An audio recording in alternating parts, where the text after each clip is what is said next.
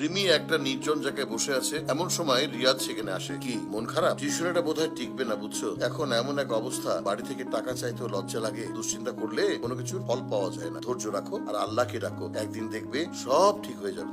সেটাই। ঠিক সেই মুহূর্তে সাজ্জাদ সেখানে আসে। ভাইয়া আসসালামু আলাইকুম। ভাইয়া আমি মামেশা থেকে এসেছি একটা চাকরির ইন্টারভিউ দিতে। ঢাকাতে আসার পর আমার সবকিছু চিন্তা হয়েছে। এখন আমি বাড়িতে যাব, সে অবস্থা আমার নেই। আমাকে যদি কিছু হেল্প করতেন প্লিজ ভাইয়া। অভিনয় তো মাশাআল্লাহ ভালোই করেন, তা এক কাজ করেন না, থিয়েটার করেন। ভাইয়া সত্যি আমি সব হারিয়ে ফেলেছি। এখান থেকে যাবি নাকি মার খাবি? ভাইয়া এভাবে কেন বলছেন? রিয়াদ সাজ্জাদের এই কথা শুনে রেগে উঠে তাকে মারতে যাবে। থামো ভাইয়া, ওর ব্যবহারে কিছু মনে করেন না, আসলে ও একটু দুশ্চিন্তা আছে তো। এরপর রিমি তার ব্যাগ থেকে 100 টাকার একটি নোট বের করে সাজ্জাদকে দেয়। এই নিন, আমি আপনার জন্য এইটুকুই করতে পারলাম, অনেক ধন্যবাদ আপু। এই বলে সাজ্জাদ সেখান থেকে চলে যায়। তুমি না আসলে এ হচ্ছে এক নেশাখোর, এটা ওর ধান্দা, ও এই টাকা দিয়ে নেশা করবে। আরে বাবা, যদি এমনটা করেও তাহলে নিজের পাপের বোঝা নিজে টানবে। আমি তো পরিষ্কার মনে উপকার করলাম, তোমার এমন পরোপকারের ফল একদিন পাবা, দেখো। আচ্ছা দেখা যাবে, এখন চলো উঠি, আমার টিউশনই আছে। এরপর রিয়াদ এবং রিমি ওখান থেকে চলে যায়। এরপরের দিন রিমি যখন বাসা থেকে বের হয়ে টিউশনের উদ্দেশ্যে যাচ্ছে, তখন দেখতে পারে একজন অন্ধ লোক রাস্তায় দাঁড়িয়ে আছে। আমাকে একটু সাহায্য করেন না বাবা।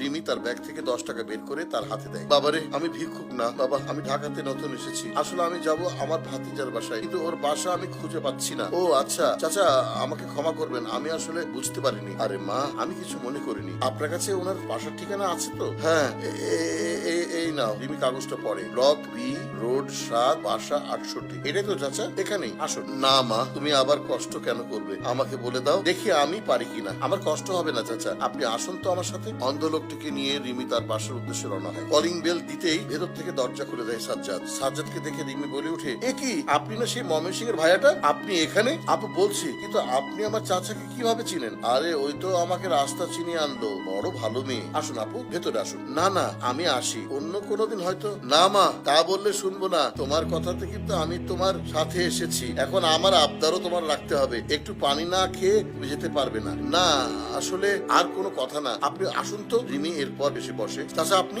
হ্যাঁ মা, ঠিক ধরেছো। মানে কি? পেছন থেকে সাজ্জাদ বলে ওঠে, এখন তুমি আমাদের তুরুপের দাস, যা বলবো তাই শুনবে। এসব কি বলছেন? বুঝনি মা, তুমি এখন কিডন্যাপ হয়েছো। একটু পর তোমার বাবার থেকে আমরা মুক্তিপণ চাইবো। এই পা থেকে। দুজন মিলে রিমিকে বাঁধতে থাকে। সাজ্জাদ এবং ওই লোকটি যখন রিমির হাত বাঁধছে, তখন রিমি কি করবে কিছুই বুঝতে পারছে না, অসহায়ের মতো তাকিয়ে থাকে। প্রিয় দর্শক, সতর্ক হন, বর্তমানে কিছু কুচুকুরি রাস্তায় প্রতিবন্ধী সেজে মেয়েদের নিকট সাহায্য চায়। তারা মূলত কোনো বাড়ি, ফ্যাক্টরির কথা বলে। এমন যদি আপনার মুখোমুখি হয়, তবে পুলিশ ডাকুন। সত্যি যদি সাহায্যের প্রয়োজন হয়, তাহলে পুলিশ তাদেরকে সাহায্য করবে। আর যদি তারা দুষ্কৃতিকারী হয়, তাহলে আপনার মাধ্যমে একটা কুচুকুরি কমবে।